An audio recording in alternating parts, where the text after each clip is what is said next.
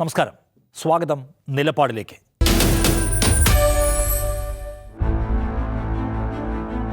ബീഹാറിന് പുറമെ കേരളത്തിലും എത്തിയിരിക്കുന്നു ആശങ്കകളുടെ പൊടിപടലങ്ങളുമായി SIR എന്ന ശുദ്ധീകരണ പ്രക്രിയ.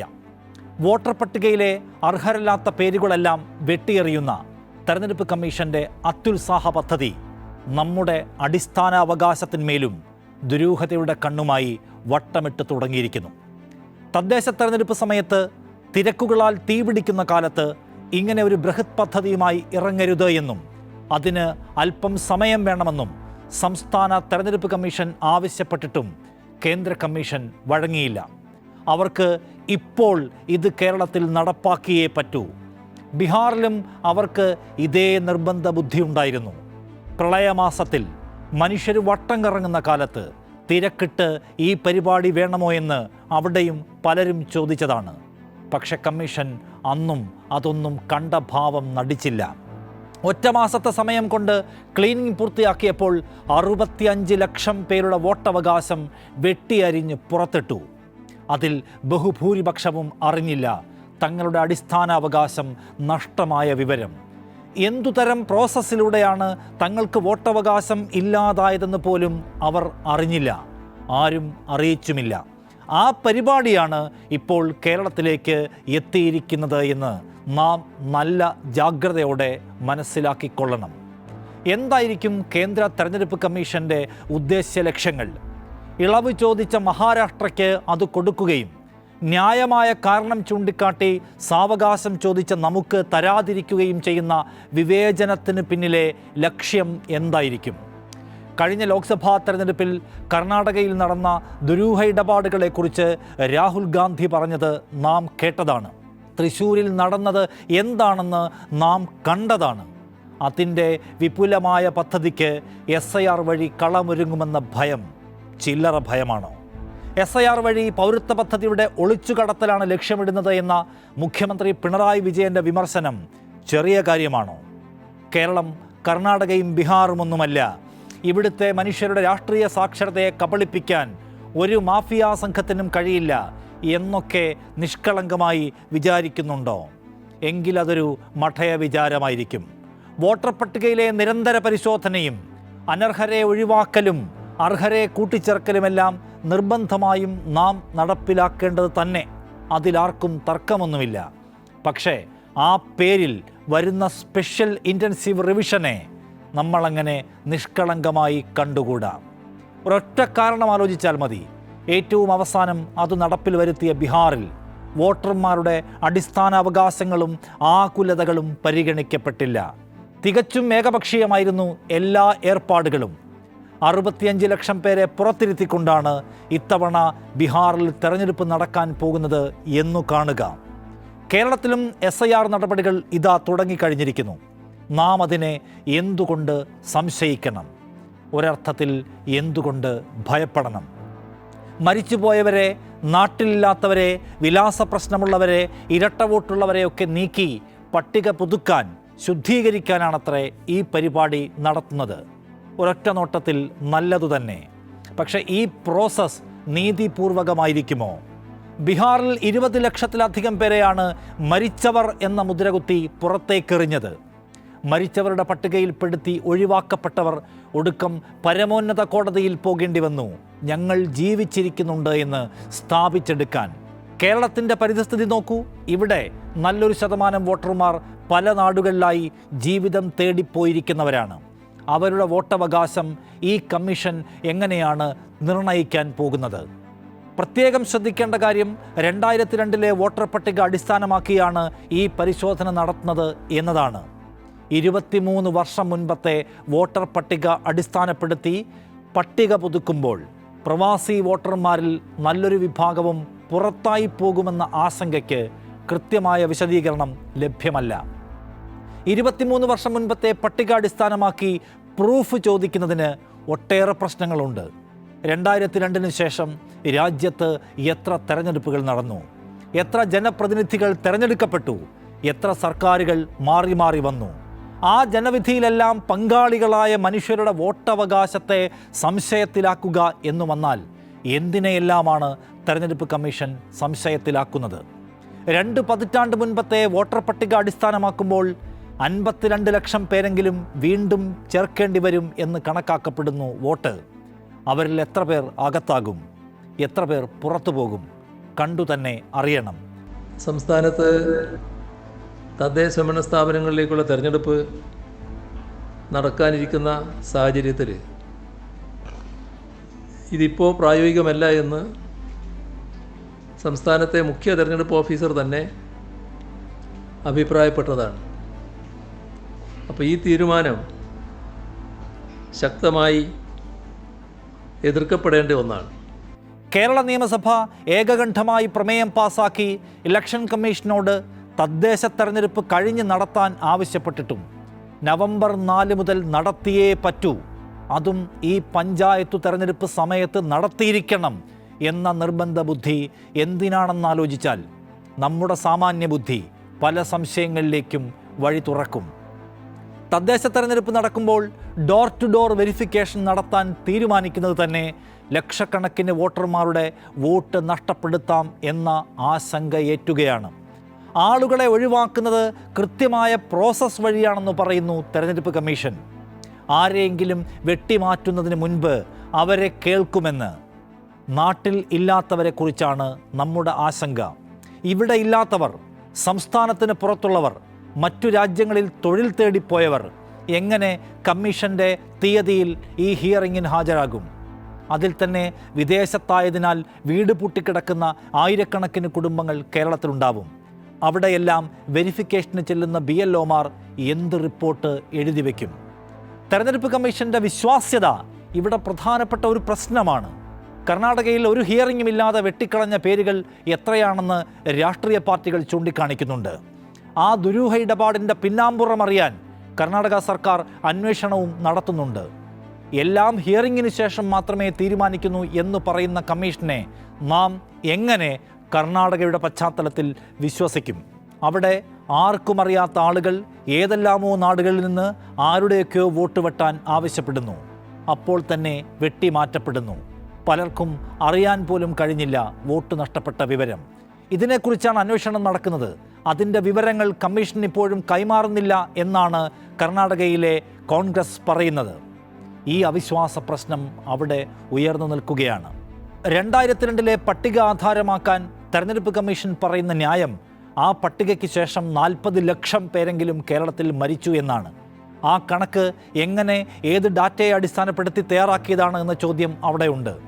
ശ്രദ്ധിക്കേണ്ട കാര്യം, ബീഹാറിൽ ഒഴിവാക്കിയതിൽ പകുതിയോളം പേരെ വെട്ടിയത് മരിച്ചവർ എന്ന കാരണം പറഞ്ഞായിരുന്നു. പിന്നെ രേഖകളില്ലാത്തവരും. ബീഹാറിൽ പ്രത്യേക മതവിഭാഗങ്ങളെ ലക്ഷ്യമാക്കി വോട്ടർമാരെ വെട്ടിയെന്ന വിമർശനം ഉന്നയിച്ചത് അവിടുത്തെ രാഷ്ട്രീയ പാർട്ടികൾ തന്നെയാണ്. പട്ടിക പോലും പ്രസിദ്ധീകരിച്ചില്ല പുറത്തായവരുടെ. ബീഹാറിലും കർണാടകയിലുമെല്ലാം അരങ്ങേറിയ വോട്ടർ പട്ടിക തട്ടിപ്പ് കേരളത്തിൽ നടത്താൻ ഒക്കില്ല എന്ന് വിചാരിക്കുന്ന നിഷ്കളങ്കരും നമ്മുടെ കൂട്ടത്തിലുണ്ടാകും. നമ്മൾ രാഷ്ട്രീയ സാക്ഷരരും സാമൂഹിക ജാഗ്രതയും കൂടുതലുള്ളവരാണല്ലോ. അല്ലെങ്കിലും കേരളത്തിലാകെ അങ്ങനെ ഒരു അട്ടിമറിയും ആരുടെയും പദ്ധതിയിൽ ഉണ്ടാവാൻ ഇടയില്ല. കർണാടകയിൽ രാഹുൽ ഗാന്ധി ചൂണ്ടിക്കാട്ടിയ തെരഞ്ഞെടുപ്പ് അട്ടിമറി ഒരു ലോക്സഭാ മണ്ഡലത്തിലേതാണ്. അതിൽ തന്നെ ആ മണ്ഡലത്തിൽ ഉൾപ്പെട്ട 7 നിയമസഭാ മണ്ഡലങ്ങളിൽ ഒന്നിൽ മാത്രമാണ് ദുരൂഹമായ കൂട്ടിച്ചേർക്കലുകളും വെട്ടിമാറ്റലുകളും നടന്നത്. ഫലത്തെ നിർണ്ണയിക്കാൻ അതുമാത്രം മതിയായിരുന്നു. എവിടെ എന്തു ചെയ്താൽ റിസൾട്ട് ഉണ്ടാക്കാമെന്നതും മാത്രമാവും പദ്ധതിയിൽ ഉണ്ടാവുക.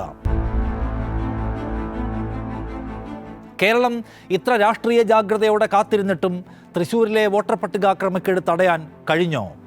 ഒരു ഫ്ലാറ്റിൽ മാത്രം പരസ്പരം പരിചയമില്ലാത്ത, ഉടമയ്ക്കറിയാത്ത 8 പേർ. അങ്ങനെ പലയിടത്തും ആളുകൾ വന്നു ചേർന്ന് വോട്ടർമാരായി. BJP നേതാക്കൾ തന്നെ സംസ്ഥാനത്തിൻ്റെ പലയിടത്തു നിന്നായി വന്ന് സുരേഷ് ഗോപിക്ക് വോട്ട് ചെയ്യാനുള്ള ആഗ്രഹം നിറവേറ്റി. ഫ്ളാറ്റുകൾ കേന്ദ്രീകരിച്ചു വലിയ തോതിൽ വോട്ട് തട്ടിപ്പ് നടക്കുന്നുവെന്ന ആക്ഷേപം പ്രചാരണ ഘട്ടത്തിൽ തന്നെ ഉയർന്നു വന്നിട്ടും തെരഞ്ഞെടുപ്പ് കമ്മീഷൻ ഒന്നും ചെയ്തില്ല.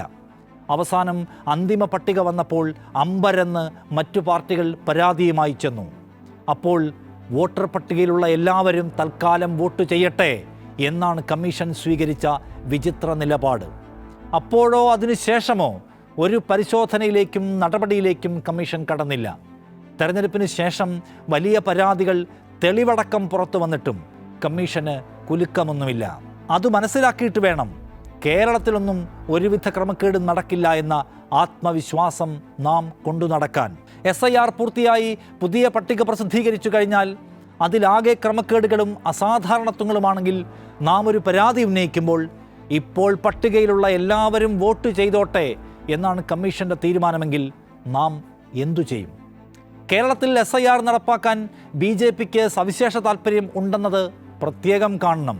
തൃശ്ശൂരിലെ വോട്ടർ പട്ടിക ക്രമക്കേടിൻ്റെ വിശദാംശം പുറത്തു വന്നതിന് ശേഷം അതിൽ ഞെട്ടാത്ത, അതിൽ പരാതി ഉന്നയിക്കാത്ത ഒരേ ഒരു പാർട്ടി BJP ആണ്. UDFും LDFും അതിൽ പരാതിയുമായി മുന്നോട്ട് പോയപ്പോൾ BJP മാത്രം മൗനമായി. കാരണം ആ അധിക വോട്ടുകളുടെ ഗുണഭോക്താവ് BJP ആയിരുന്നു എന്ന് തന്നെയല്ലേ മനസ്സിലാക്കേണ്ടത്. തൊട്ട് മുൻപത്തെ ലോക്സഭാ തെരഞ്ഞെടുപ്പിൽ വോട്ടർമാരുടെ എണ്ണത്തിൽ ഒരുപാട് പിറകിലുണ്ടായിരുന്ന തൃശ്ശൂർ മണ്ഡലം ഈ ലോക്സഭാ തെരഞ്ഞെടുപ്പിൽ ഏറ്റവും മുന്നിൽ വന്നത് എങ്ങനെയാണ്? ശരാശരി 5% മാത്രം വളർച്ച ഓരോ മണ്ഡലത്തിലും തെരഞ്ഞെടുപ്പുകൾക്കിടയിലുണ്ടാവുന്ന സാഹചര്യമാണ് കേരളത്തിലേത്. പക്ഷേ തൃശ്ശൂരിൽ മാത്രം 11%-ലധികം വോട്ടർമാർ വർദ്ധിച്ചു. ഇത് നാം ഗൗരവത്തോടെ കാണേണ്ട കാര്യമല്ലേ? അത് പരിശോധിക്കേണ്ട കമ്മീഷൻ മൗനമാകുന്നത് നാം സംശയത്തോടെ വീക്ഷിക്കേണ്ട കാര്യമല്ലേ? കേരളത്തിൽ SIR നടപ്പിലാക്കണമെന്നാവശ്യപ്പെട്ട് BJP നേതാവ് അശ്വനി കുമാർ ഉപാധ്യായ ഹർജി നൽകിയത് മറക്കരുതാത്തതാണ്. സൗത്ത് ഇന്ത്യൻ സംസ്ഥാനങ്ങളിലേക്ക് പ്രവേശിക്കാനുള്ള വിപുലമായ പദ്ധതി പ്രഖ്യാപിച്ച് പ്രവർത്തിച്ചുകൊണ്ടിരിക്കുന്ന BJPയുടെ ഓരോ നീക്കങ്ങളും സൂക്ഷ്മമായും ജാഗ്രതയോടും കൂടി നിരീക്ഷിക്കണം. SIRനെ കുറിച്ചുള്ള ഏറ്റവും വലിയ പരാതി അത് പൗരത്വ പദ്ധതി ഒളിച്ചു കടത്താനുള്ള നീക്കമാണ് എന്നതാണ്. മുഖ്യമന്ത്രി പിണറായി വിജയൻ അടക്കമുള്ളവർ ആ പ്രശ്നം ഉന്നയിച്ചു കഴിഞ്ഞു. സാധാരണ എല്ലാ വോട്ടർ പട്ടിക പരിശോധനയും പരമാവധി പേരെ ഉൾച്ചേർക്കുക എന്ന സമീപനത്തിലാണ് പോകുന്നതെങ്കിൽ ഇപ്പോഴത്തെ SIRൽ പരമാവധി പേരെ എങ്ങനെ പുറന്തള്ളാം എന്നാലോചിക്കുന്നു എന്ന വിമർശനമുണ്ട്. സവിശേഷ ജാഗ്രത നാം വെച്ചു പുലർത്തേണ്ട ഘട്ടമാണിത്. ഒക്ടോബർ 28-ന് തെരഞ്ഞെടുപ്പ് കമ്മീഷൻ കേരളത്തിൽ തുടങ്ങിയിരിക്കുന്നത് ഒരു സാധാരണ വോട്ടർ പട്ടിക പരിഷ്കരണമല്ല. തദ്ദേശ തെരഞ്ഞെടുപ്പിന് വെറും 45 ദിവസം മാത്രം മുൻപ് കേരള നിയമസഭയുടെ ഏകകണ്ഠമായ എതിർപ്പ് അവഗണിച്ച് BJP ഒഴികെയുള്ള എല്ലാ രാഷ്ട്രീയ പാർട്ടികളും ഒന്നിച്ചു നിന്ന് വിമർശിച്ചിട്ടും ഈ പദ്ധതി നടപ്പിലാക്കുന്നത് ഒരു ദുരൂഹതയുടെ തുടക്കമാണ്. ഔദ്യോഗികമായി വോട്ടർ പട്ടിക ശുദ്ധീകരണമെന്ന് പറയുമ്പോഴും യഥാർത്ഥ ലക്ഷ്യം പൗരത്വ പരിശോധനയുടെ ഒരു പുതിയ രൂപമാണെന്ന വിമർശനം സംസ്ഥാന സർക്കാർ തന്നെ ഉന്നയിക്കുന്നത് ഗൗരവതരമാണ്.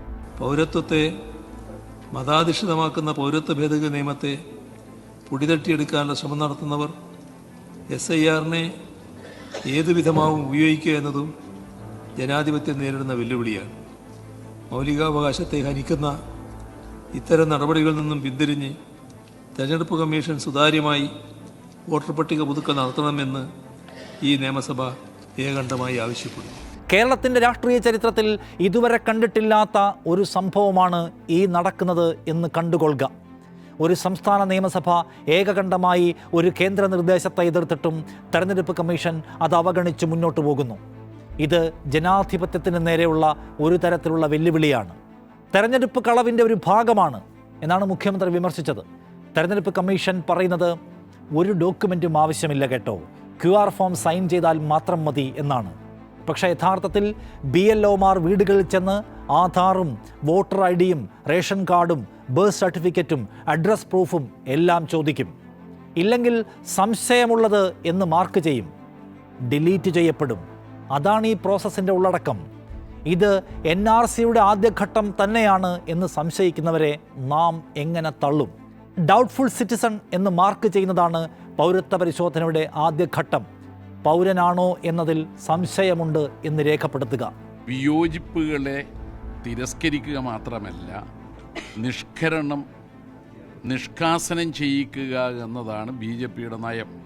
വോട്ടർമാരെ 3ആയി തരംതിരിക്കുകയാണ്. 87 മുമ്പ്, 87 ശേഷം, 2004 വരെ, 2004 ശേഷം. ഇതെങ്ങനെയാണ് ഇരുന്ന് ആണും പെണ്ണും മനസ്സിലാക്കാം. ഇതെന്താ ഈ കട്ട് ഓഫ് ഡേറ്റ്? പൗരത്വ രജിസ്റ്റർ വേറെന്താ? പൗരത്വ ഭേദഗതി നിയമത്തിൽ പറയുന്ന കാര്യങ്ങൾ അല്ലാതെ വേറെന്താ? വോട്ടർമാർ എന്യൂമറേഷൻ ഫോറത്തോടൊപ്പം പൂരിപ്പിച്ച് നൽകേണ്ട രേഖകൾ എന്ന് പറഞ്ഞിട്ട് ആ 13ാമത്തെ ഒരു രേഖ ചേർത്ത് ബീഹാറിലെ SIRന്റെ പതിപ്പ്. അപ്പം ബീഹാറിയുടെ നടപ്പാക്കാനാണെന്ന് ഉറപ്പല്ലേ? SIRന്റെ ഘട്ടങ്ങൾ തന്നെ NRCയുടെ ബ്ലൂ പ്രിൻ്റാണ്. QR ഫോമിൻ്റെ വിതരണം, BLOയുടെ house to house verification, December 9 ഇപ്പോൾ ഡ്രാഫ്റ്റ് ലിസ്റ്റ്, ജനുവരി 26 ഫൈനൽ ലിസ്റ്റ്. ഇതെല്ലാം NRCയുടെ ഫാമിലി ട്രീ ഫോം ഉണ്ടല്ലോ, അല്ലെങ്കിൽ field verification, draft list and final list, ഇവയുമായെല്ലാം പൂർണ്ണമായും ചേർന്ന് നിൽക്കുന്നതാണ്. ഈ പദ്ധതിയുടെ ലക്ഷ്യമാരാണ്, അല്ലെങ്കിൽ ഇരകളാകാൻ പോകുന്നത് ആരാണ്? കേരളത്തിലെ ലക്ഷക്കണക്കിന് പ്രവാസികളെ ഇത് ബാധിക്കുമോ? ആദിവാസി സമൂഹങ്ങളെ ബാധിക്കുമോ? ചില പ്രത്യേക ദേശങ്ങളിലെ മനുഷ്യരെ ബാധിക്കുമോ? ആധാർ മിസ്മാച്ച് അല്ലെങ്കിൽ അഡ്രസ് പ്രൂഫില്ല എന്ന് പറഞ്ഞ് എത്ര മനുഷ്യരാണ് കേരളത്തിൽ ഡിലീറ്റ് ചെയ്യപ്പെടാൻ പോകുന്നത്? എന്ത് അർജൻസിയാണ് കേരളത്തിൽ മിനിമം ഈ തദ്ദേശ തെരഞ്ഞെടുപ്പിൻ്റെ പൂർത്തീകരണത്തിന് ശേഷമെങ്കിലും ഇത് അടിച്ചേൽപ്പിക്കുന്നതിന് പകരം സമാനമായിട്ട്, പാരലായിട്ട്, സൈമൾട്ടേനിയസ് ആയിട്ട് ഇത് ഒന്നിച്ച് നടത്താൻ നിർദ്ദേശിച്ചിരിക്കുന്നത് എന്ത് യുക്തിയുടെയും ന്യായത്തിൻ്റെയും അടിസ്ഥാനത്തിലാണ്? ഇതൊരു സാഡിസ്റ്റ് മനോഭാവമാണ്. ജനങ്ങളെ ദ്രോഹിക്കുക, പീഡിപ്പിക്കുക, കഴിയുന്നത്ര ആളുകളെ പട്ടികയിൽ ചേർക്കുക എന്നുള്ളതാണ് ജനാധിപത്യത്തിൻ്റെ അടിസ്ഥാന ഘടകമെങ്കിൽ കഴിയുന്നത്ര ആളുകളെ പട്ടികയിൽ നിന്ന് പുറത്താക്കുക എന്നുള്ളൊരു പ്രോസസ്സാണ്. ഇത് കേന്ദ്ര സർക്കാരിൻ്റെ പൊളിറ്റിക്കൽ മോട്ടിവേറ്റഡ് ആയിട്ടുള്ള ഒരു അജണ്ടയുടെ പ്രഖ്യാപനമാണ്. പൗരത്വ നിയമം കൊണ്ടുവരാനുള്ള ഒരു പിൻവാതിൽ നടപടിയാണ്. Representation of the people act പറയുന്നത് വോട്ടർ ലിസ്റ്റിൽ പേരില്ലാത്തവരോട് പൗരത്വം തെളിയിക്കാൻ ആവശ്യപ്പെടാം എന്നാണ്. അപ്പോൾ നാം ശരിയായി മനസ്സിലാക്കി വെക്കേണ്ടത് പൗരത്വവുമായി ബന്ധിതമാണ് ഈ പരിശോധന എന്നതാണ്. ഇതിൽ നിന്ന് പുറത്താക്കപ്പെടുന്ന മനുഷ്യരോട് ഏതു സമയത്തും നിങ്ങൾ ഇന്ത്യൻ പൗരനാണോ എന്ന ചോദ്യം ഉയർന്നു വന്നേക്കാം. ബീഹാറിലെ മനുഷ്യർ അനുഭവിച്ചതെന്താണെന്നത് നല്ല പാഠമായി നമ്മുടെ മുൻപിൽ ഉണ്ടായിരിക്കണം.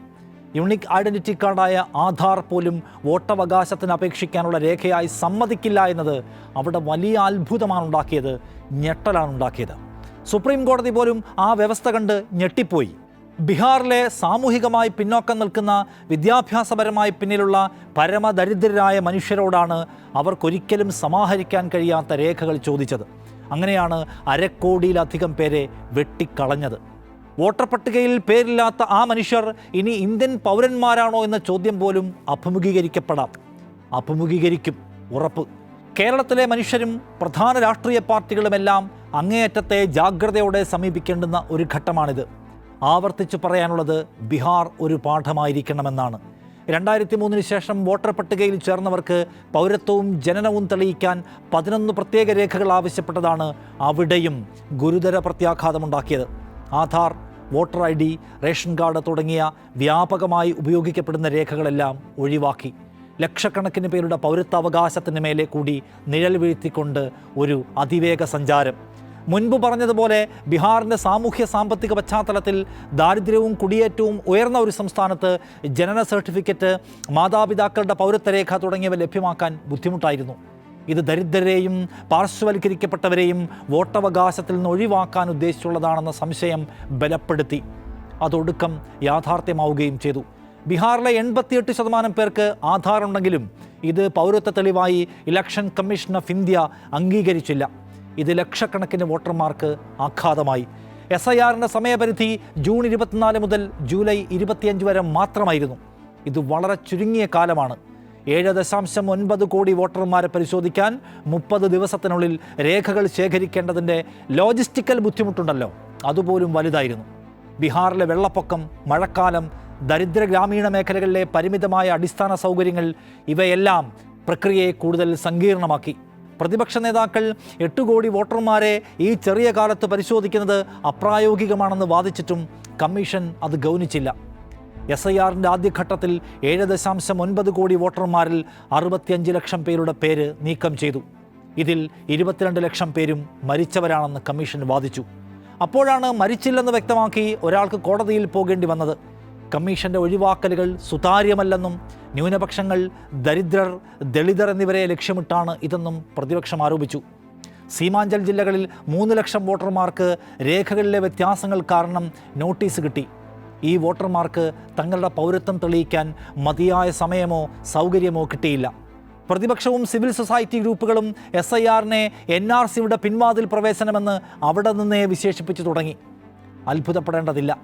SIRൻ്റെ സമയം ബീഹാർ തെരഞ്ഞെടുപ്പിന് മാസങ്ങൾക്ക് മുൻപാണെന്നത് ദുരൂഹത ഉണർത്തി. 2024 ലോക്സഭാ തെരഞ്ഞെടുപ്പിന് മുൻപ് SIR നടത്താതിരുന്നത് എന്തുകൊണ്ട്? ബീഹാർ തെരഞ്ഞെടുപ്പിന് തൊട്ടു മുൻപ് ഇത് എന്ന ചോദ്യത്തിന് കമ്മീഷന് ഉത്തരം പറയാൻ കഴിഞ്ഞില്ല. സുപ്രീം കോടതിയും എന്തുകൊണ്ട് ബീഹാറിൽ മാത്രം, എന്തുകൊണ്ട് തെരഞ്ഞെടുപ്പിന് തൊട്ടു മുൻപ് എന്ന് ചോദിച്ചു. ഇത് SIR ഒരു രാഷ്ട്രീയ അജണ്ടയുടെ ഭാഗമാണോ എന്ന സംശയത്തിന് പോലും വഴിവെച്ചു. പക്ഷേ കമ്മീഷന് വിശദീകരണമൊന്നുമില്ല. SIRൻ്റെ ഫീൽഡ് വെരിഫിക്കേഷൻ പ്രക്രിയയിൽ BLOമാർ വോട്ടർമാരെ നേരിട്ട് കാണാതെ ഫോമുകൾ പൂരിപ്പിച്ചതായി ആരോപണമുണ്ട് ബീഹാറിൽ. പലയിടത്തും ആളുകൾക്ക് ഫോമുകൾ നൽകപ്പെട്ടില്ലെന്നും എന്നാൽ അവരുടെ പേരുകളെല്ലാം ഒഴിവാക്കപ്പെട്ടതായും റിപ്പോർട്ടുകൾ പറയുന്നു. ഈ ക്രമക്കേടുകൾ പ്രക്രിയയുടെ ആകെ വിശ്വാസ്യതയെ ചോദ്യം ചെയ്തു. SIRൻ്റെ പ്രഖ്യാപനം പെട്ടെന്നുള്ളതും രാഷ്ട്രീയ പാർട്ടികളുമായോ പൊതുജനങ്ങളുമായോ മുൻകൂർ കൂടിയാലോചന നടത്താതെയുമുള്ളതായിരുന്നു. കേരളത്തിലേതിന് സമാനം. ഇവിടുത്തെ നിയമസഭയുടെ പൊതുവികാരത്തെപ്പോലും മാനിക്കാതെയാണല്ലോ ഇപ്പോൾ ധൃതിപ്പെട്ട് പരിശോധന നടത്തുന്നത്. ഒരു ജനാധിപത്യ പ്രക്രിയയുമായി ബന്ധപ്പെട്ട ഇടപാടുകൾക്ക് അതിലെ എല്ലാ കക്ഷികളുടെയും വിശ്വാസം പ്രധാനമാണെന്ന് തെരഞ്ഞെടുപ്പ് കമ്മീഷനെ പോലെ ഒരു ഭരണഘടനാ സ്ഥാപനം വിചാരിക്കുന്നതേയില്ല. നോക്കൂ, ബീഹാറിൽ കമ്മീഷൻ ഒഴിവാക്കിയ 65 ലക്ഷം പേരുടെ വിശദമായ ഡാറ്റ പ്രസിദ്ധീകരിക്കപ്പെട്ടില്ല. ജില്ല തിരിച്ചുള്ള കണക്കുകൾ, ഒഴിവാക്കലിൻ്റെ കാരണങ്ങൾ, പരിശോധനാ രീതികൾ എന്നിവ വ്യക്തമാക്കാത്തത് സുതാര്യതയുടെ അഭാവത്തിന് തെളിവായി മാറി. SIRൻ്റെ വിശദാംശം തേടി വിവരാവകാശ മറുപടി ചോദിച്ചവരോട് തെരഞ്ഞെടുപ്പ് കമ്മീഷൻ ദുരൂഹമായി കൈമലർത്തിക്കാട്ടി. SIRൻ്റെ ലക്ഷ്യം NDA അനുകൂല വോട്ടർമാരെ ഉറപ്പാക്കുകയാണെന്ന ആരോപണം ഇതോടെ സജീവമായി. ബീഹാറിലെ സീമാഞ്ചൽ ജില്ലകളിൽ മുസ്ലിം ഭൂരിപക്ഷ പ്രദേശങ്ങളിൽ വോട്ടർമാരെ ഒഴിവാക്കിയത് BJPയുടെ തെരഞ്ഞെടുപ്പ് തന്ത്രത്തിന് അനുകൂലമാണെന്ന് കോൺഗ്രസും RJDയും TMCയും ആരോപിച്ചു. പക്ഷേ തൃപ്തികരമായ വിശദീകരണമൊന്നും എവിടെ നിന്നും കിട്ടിയില്ല. എല്ലാം വ്യാജമായ ആരോപണമെന്ന ഒറ്റവാക്കിൽ അവസാനിപ്പിച്ച് തടിതപ്പാൻ നോക്കി കമ്മീഷൻ. നോക്കൂ, EVMകളുമായി ബന്ധപ്പെട്ട വിഷയത്തിലും തെരഞ്ഞെടുപ്പ് കമ്മീഷൻ പലപ്പോഴായി സ്വീകരിച്ചത് ഏതാണ്ട് ഇതേ സമീപനം തന്നെയാണ്. വോട്ടിംഗ് മെഷീനുകൾ കാണാതാകുന്നതിനെക്കുറിച്ച്, ഒരു ദിവസം മുഴുവൻ വോട്ടിങ്ങിന് ഉപയോഗിച്ച മെഷീനുകൾ പിന്നീട് വോട്ടെണ്ണാൻ എടുക്കുമ്പോഴും ഫുൾ ചാർജായി കാണുന്നതിനെക്കുറിച്ച്, ആർക്ക് വോട്ട് ചെയ്താലും അത് ചില പ്രത്യേക സ്ഥാനാർത്ഥികൾക്ക് മാത്രമായി രേഖപ്പെടുത്തുന്നതിനെക്കുറിച്ച് ജനങ്ങൾക്കാകെ ബോധ്യപ്പെടുന്ന ഒരു വിശദീകരണവും നൽകാൻ നമ്മുടെ കമ്മീഷൻ ഇതുവരെ മെനക്കെട്ടിട്ടില്ല. പ്രതിപക്ഷ പാർട്ടികൾ EVMകൾ ഹാക്ക് ചെയ്യാമെന്നും ഫലങ്ങൾ മാറ്റാമെന്നും ആരോപിക്കുന്നു. 2010 മുതൽ തന്നെ അന്താരാഷ്ട്ര ഗവേഷകർ EVMകളുടെ ദൗർബല്യങ്ങൾ ചൂണ്ടിക്കാട്ടിയിട്ടുണ്ട്. പക്ഷേ ഇതേക്കുറിച്ചൊക്കെ നമ്മുടെ കമ്മീഷന് ആഴത്തിൽ ഒന്നും വിശദീകരിക്കാനില്ല. കമ്മീഷൻ്റെ സുതാര്യതയുടെ അഭാവം വിശ്വാസ്യതാ പ്രതിസന്ധിയുടെ മറ്റൊരു വശമാണ്. വോട്ടർ പട്ടികകളുടെ ഡിജിറ്റൽ പതിപ്പുകൾ പ്രസിദ്ധീകരിക്കാത്തത്, ഓഡിറ്റിന് അനുവദിക്കാത്തത് എന്നിവ അങ്ങേയറ്റം സംശയകരം. മുൻപ് പറഞ്ഞില്ലേ, വിവരാവകാശ രേഖ പ്രകാരം ചോദിച്ചവരോട് മറുപടിയില്ലെന്ന് പറഞ്ഞ കമ്മീഷൻ്റെ സമീപനം ഞെട്ടിക്കുന്നതാണ്. സുപ്രീം കോടതിയോട് സ്വതന്ത്ര അപ്രൈസൽ നടപ്പിലാക്കുന്നുണ്ട് എന്നൊക്കെ പറഞ്ഞെങ്കിലും RTI വഴി ചോദിക്കുമ്പോൾ അങ്ങനെയൊന്നും ഇല്ല എന്നാണ് നമുക്ക് മനസ്സിലാവുന്നത്. വോട്ടെടുപ്പ് പ്രക്രിയയുടെ വീഡിയോ ഫൂട്ടേജുകൾ 45 ദിവസത്തിനുള്ളിൽ നശിപ്പിക്കാമെന്ന വ്യവസ്ഥ തന്നെയും ദുരൂഹമാണ്. ഇത് തെളിവുകൾ മറയ്ക്കാൻ സഹായിക്കുന്നുവെന്ന ആരോപണവും സജീവം. ഈ അതാര്യത കമ്മീഷൻ്റെ വിശ്വാസ്യതയെ വലിച്ച് താഴേക്കിടുകയാണ്.